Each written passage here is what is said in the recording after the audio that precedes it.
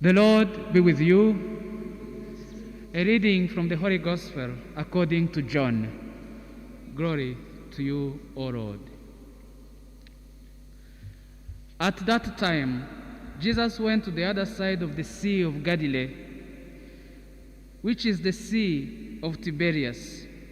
And a multitude followed him because they saw the signs which he did on those who were diseased. Jesus went up into the hills and there sat down with his disciples. Now the Passover, the feast of the Jews, was at hand. Lifting up his eyes then, and seeing that a multitude was coming to him, Jesus said to Philip, "How are we to buy bread so that these people may eat?" This he said to test him, for he himself knew what he would do. Philip answered him, 200 denarii will not buy enough bread for each of them to eat a little. One of his disciples, Andrew, Simon Peter's brother, said to him, "There is a lad here who has 5 barley loaves and 2 fish. But what are they among so many?" Jesus said, "Make the people sit down."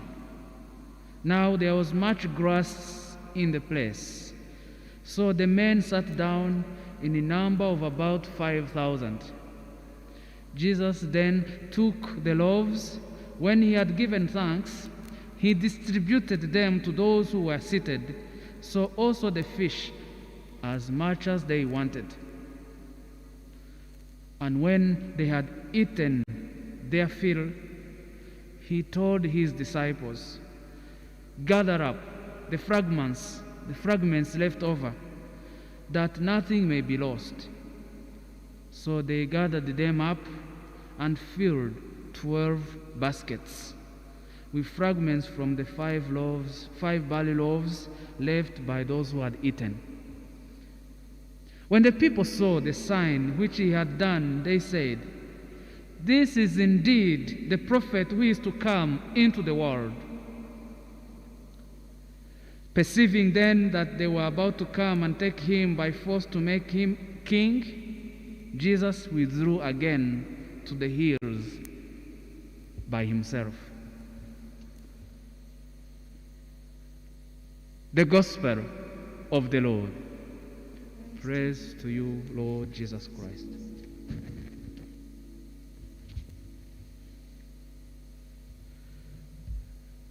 My dear family of God, brothers and sisters, it's a joy to gather here and to celebrate together this liturgy. So many of you indeed can't make it present here so that we celebrate physically together. But we are united in communion. And in a special way, to all of you following, I would invite you to pray for our grandfathers and grandmothers and the elders in our families, especially on this International World Day, to pray for the elderly, the first one that Pope Francis has declared.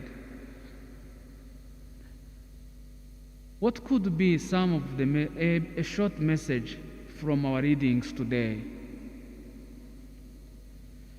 We are in front of a global scandal of around 1 billion people who suffer from hunger today. We cannot look the other way and pretend as if this does not exist.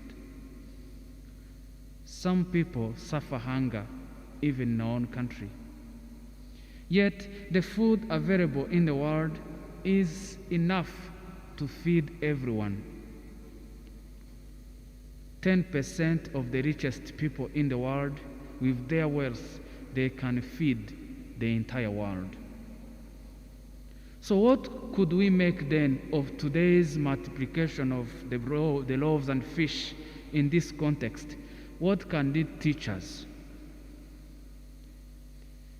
In the words of Pope Francis, if there is the will, what we have never ends.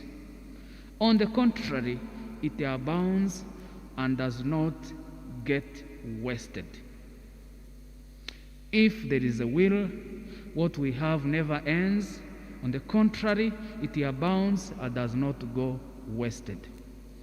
And Pope Francis would go further and say, if there is one thing we should fight against, is a culture of throwing away, a throwing away culture.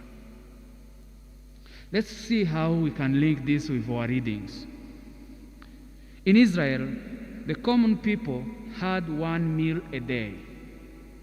They used to dream about having 3 meals a day, like the rich or the well-off.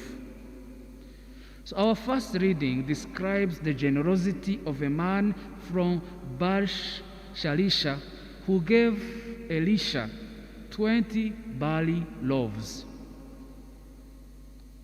The prophet Elisha shares it out among 100 people who have nothing to eat. And these people are with him, and they are saying they will eat and have some left over. The ministry of the prophet Elisha invited the people of Israel to understand that their lives did not depend on what they owned, their possessions. Their lives depended primarily on God and not on other gods like Baal, the god of Canaan. Elisha invited them to demolish their idols of materialism and consumerism, to learn to share with the less fortunate among them, and to rely on God. So that's the context we have from that first reading.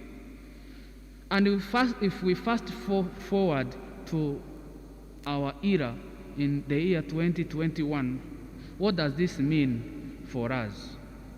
What does it mean for so many who are possessed by their possessions? Theologian Paul Tillich used to say, if you want to know a person, ask them what they worship. If you want to know a person, ask them what they worship. What is it that drives your heart? Are you not probably possessed by what you have?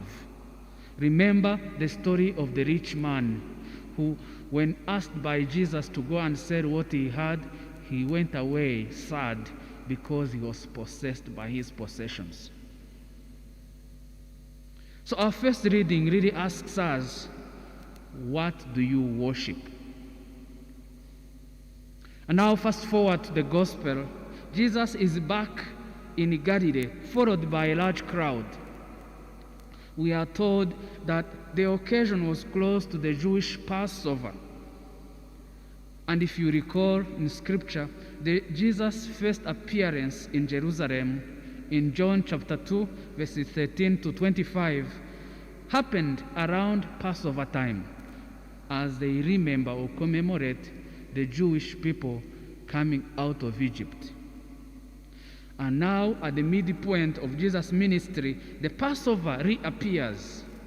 And the Passover will again reappear in the context of Jesus' final events at the end of his earthly ministry.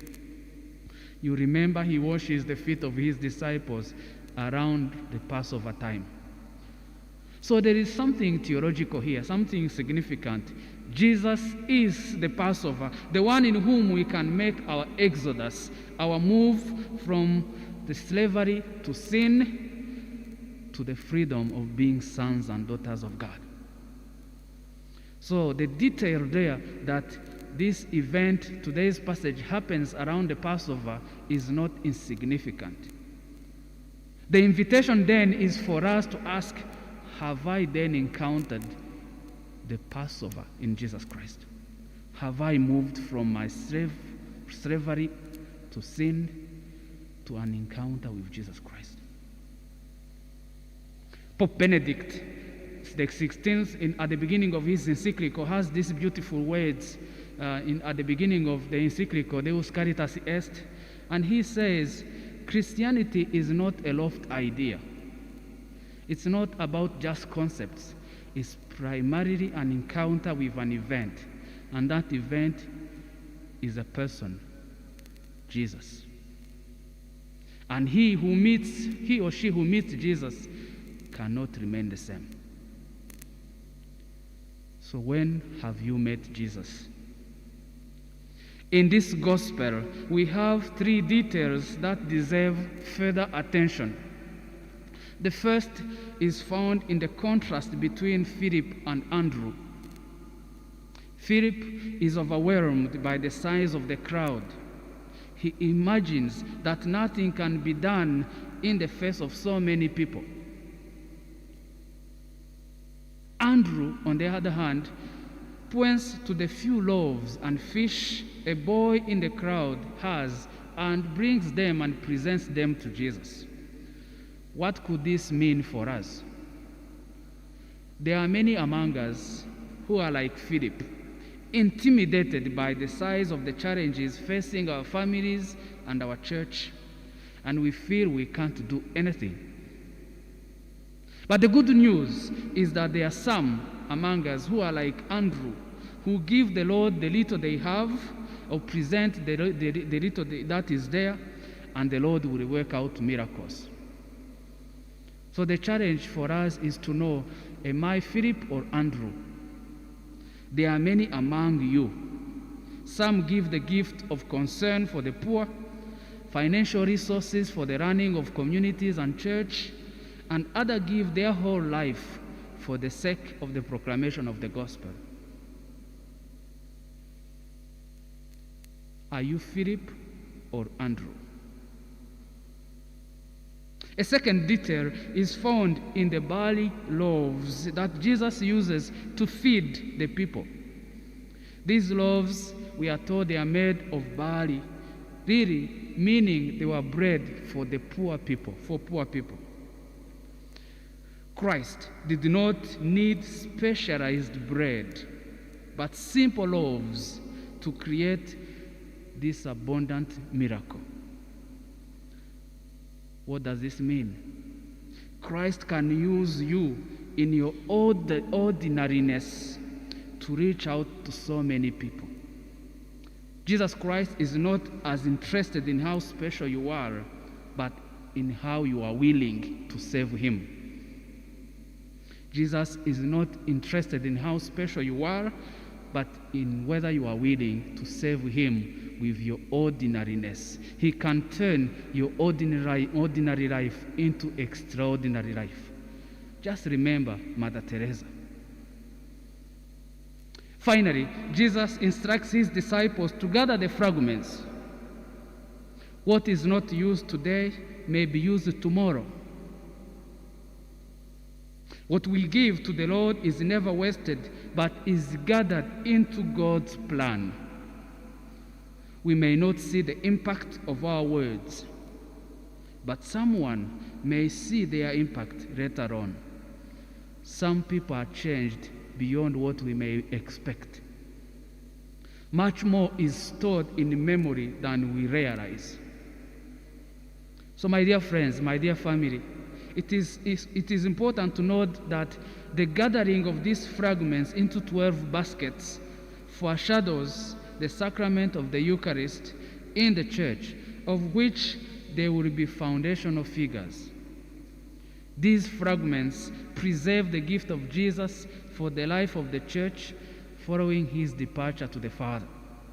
So as we are here, and all of you following through the internet, through our Catholic TV, we can put it this way. In the Eucharistic celebration that we have now, Jesus Christ continues his ministry of generosity and hospitality of God. And that's a good news. The Christ that we can't see physically remains with us incarnate in the Eucharist. Let us not be immortalized or immobilized by the size of the work to be done like Philip. But like Andrew and Elisha, if we hand to God what we have, God in Jesus will make a miracle within it. Much more significant than the gift of bread is the revelation that it will disclose to those prepared to go out on a bold journey of faith beyond their wants and expectations. God can make a miracle from the little that you have. I remember going to Israel at Tebga, where traditionally they say that this miracle happened, the multiplication of bread.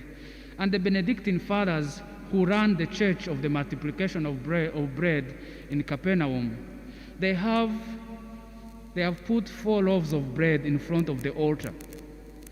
And one of the Benedictine fathers said, "Why do you think we put 4 loaves of bread while Jesus in this particular gospel multiplied 5 loaves?" We speculated, and some of us said maybe one person came here and he ate one of the bread. But then the Benedictine father said, "No, we put 4 loaves of bread here symbolically to say that everyone who comes here will go back and boldly become a 5th bread broken for others." Many of us have eaten the bread of the Lord, the Eucharist. May we in turn be broken for others, especially those who have less than we have. The miracle of the world, where there is food for all of us, can be accomplished if we set aside our selfishness. If we put aside the culture of throwing away. How much food is wasted and goes into the bin when there are so many people who are hungry.